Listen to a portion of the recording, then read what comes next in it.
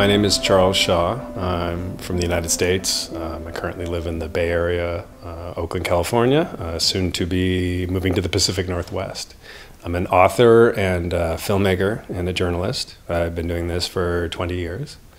I'm the author of a book called Exile Nation: Drugs, Prisons, Politics, and Spirituality, which really forms the basis of all the work that I do.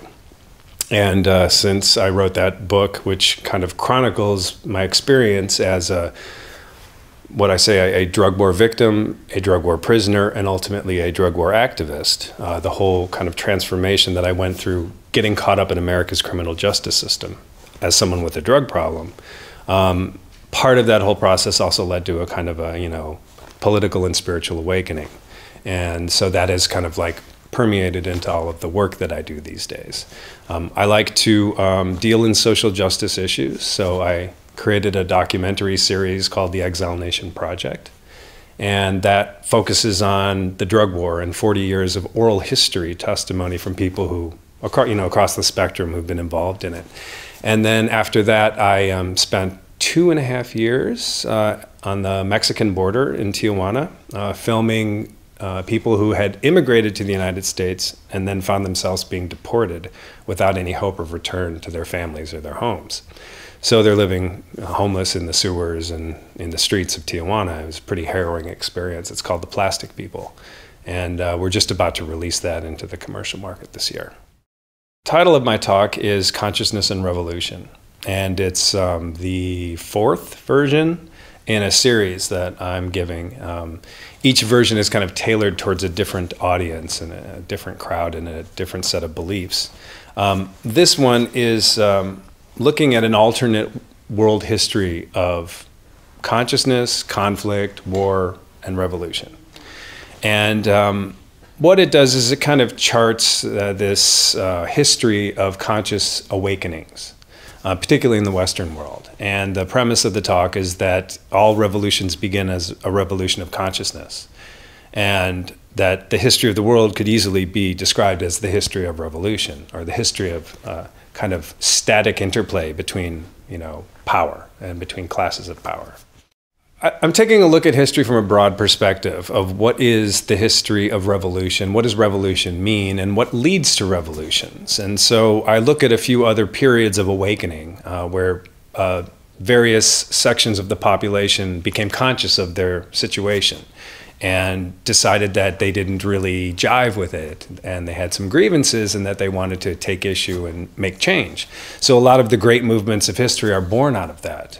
Some of the previous awakenings in American history were the Puritan awakening, where they realized that they wanted to live without being persecuted for their religious beliefs, and so they had to come across the ocean and start a whole other colony just to be able to live as themselves.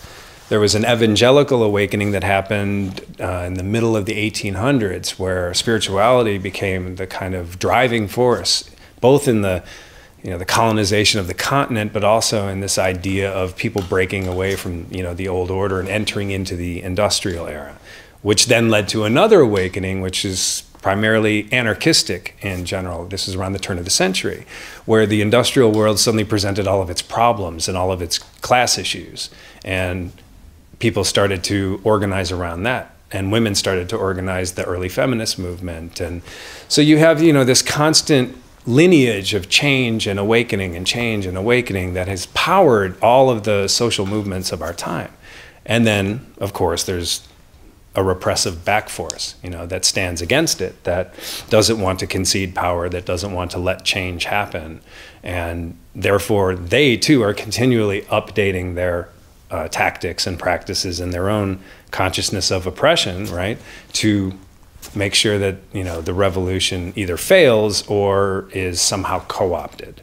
And so we look at this kind of pattern over time and see, or maybe don't see, maybe we just ask the question, has this been successful?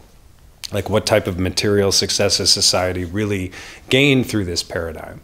And then that kind of leads us into this larger question of today and where we are today, and this notion of the spiritual revolution.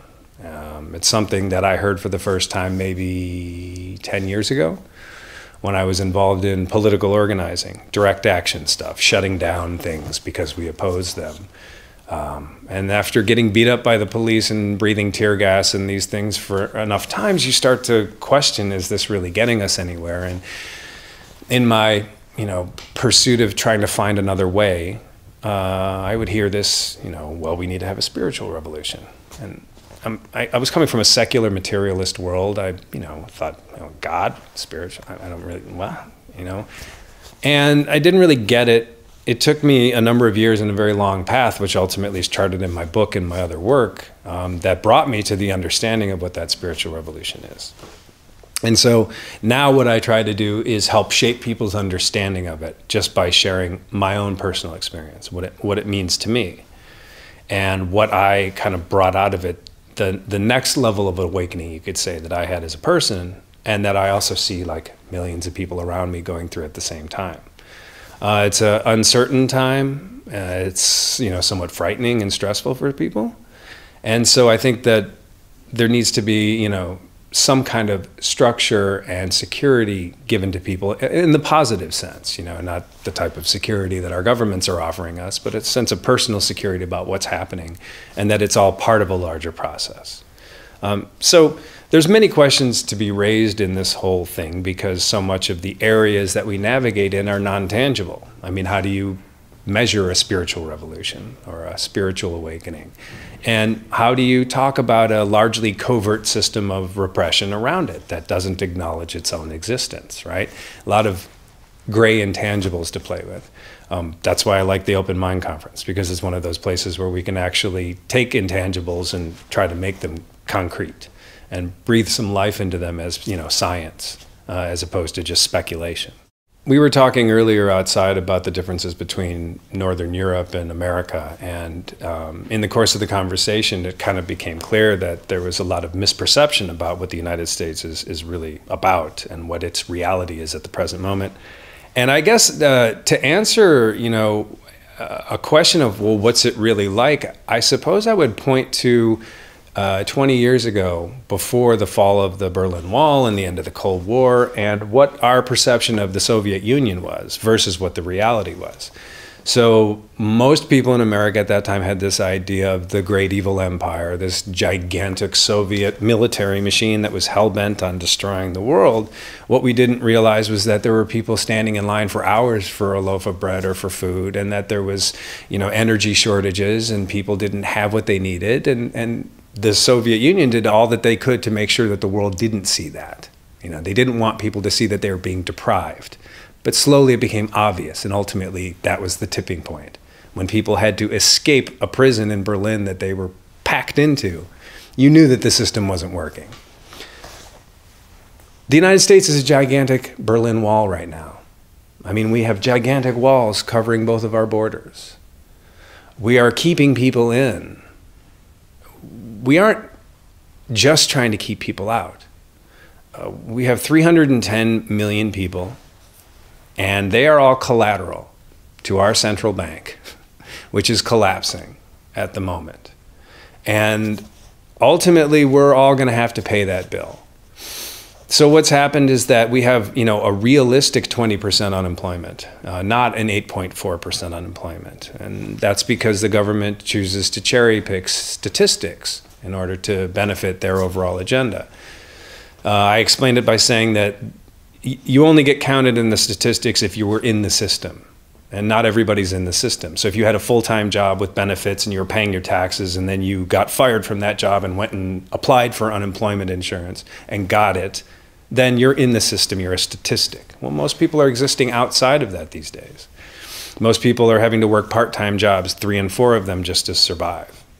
They aren't getting government assistance. They don't have health insurance. There's almost 50 million people without it. The Obama administration passed a health plan, which is, it didn't really change anything on its surface. And then before they could implement it, our Congress is making sure to defund it. So, there's really no change going on. What we have is a a one-party system masquerading as a two-party system. They have very little actual substantive differences. They're pretty much the same empirically. They stand for the same economic, military, and foreign policies.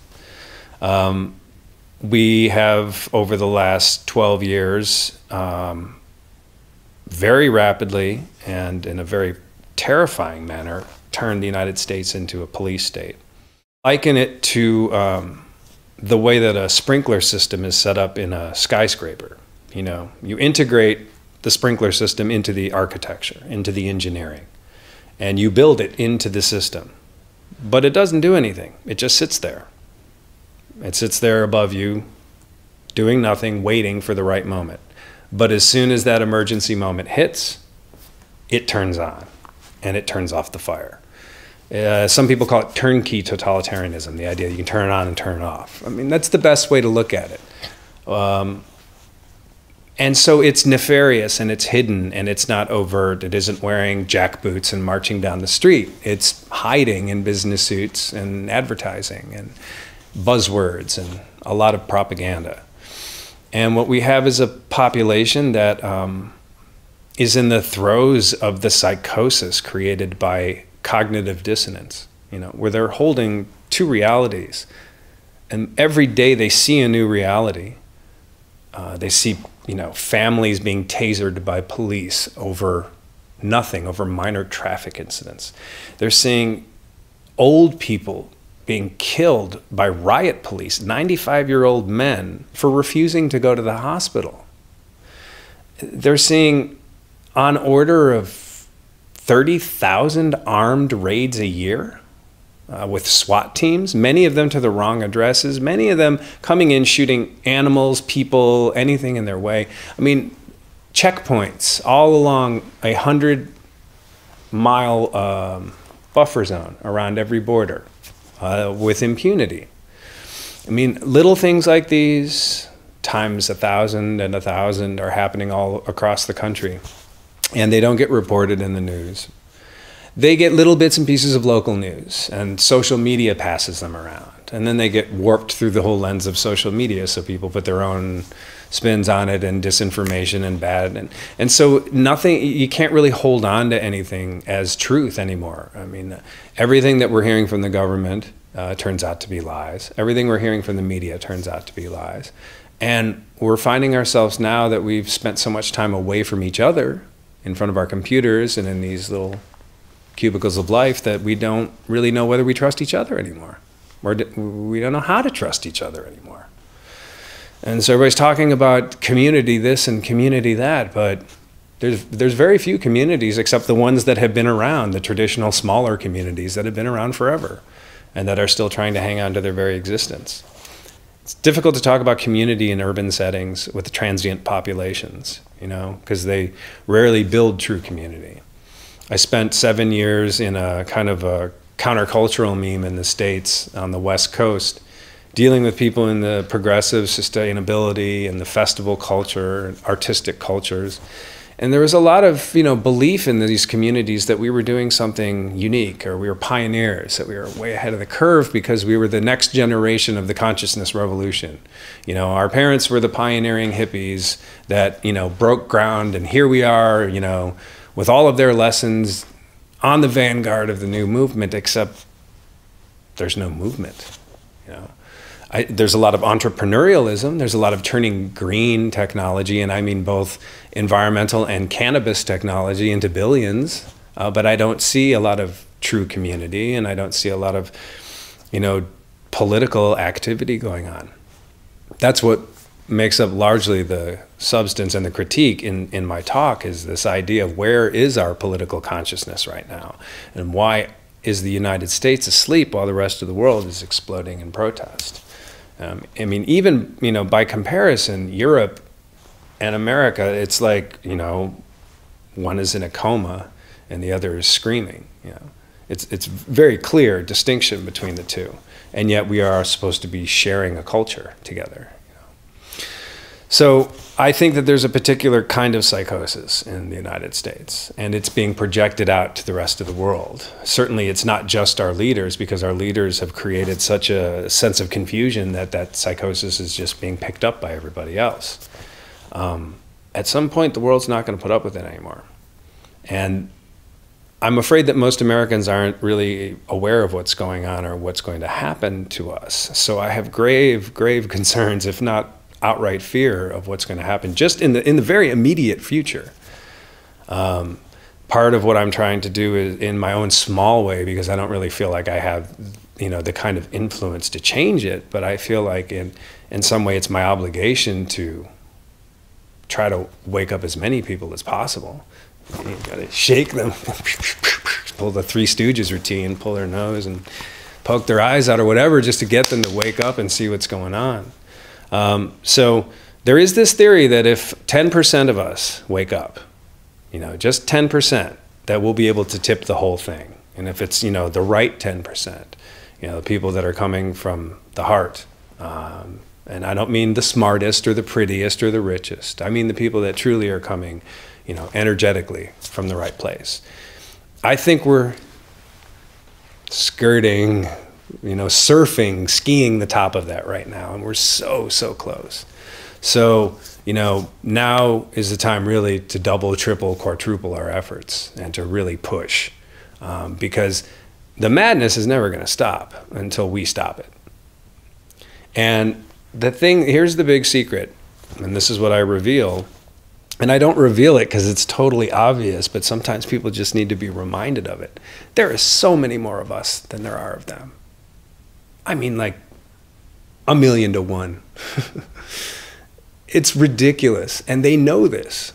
And they know that all of us are waking up.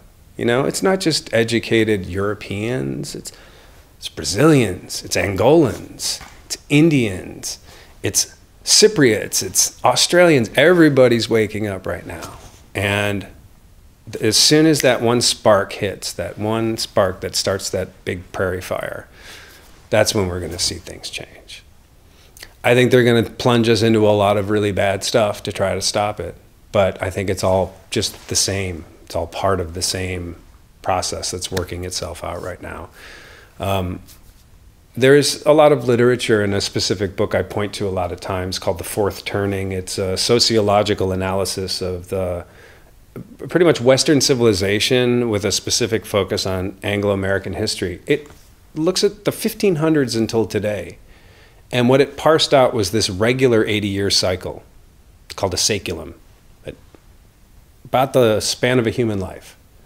And each of us is born into a generation and a generational archetype. So I'm what's known as a Generation X, or a 13er, the 13th American generation, or the X generation, because we weren't supposed to amount to anything. My parents are known as baby boomers, or the silent generation. So we each have a generation, we each have an archetype to this generation. And this 80-year generation, or saeculum, is broken into 4 segments of 20 years. And each of those 20 years represents what a society goes through in that 80 years.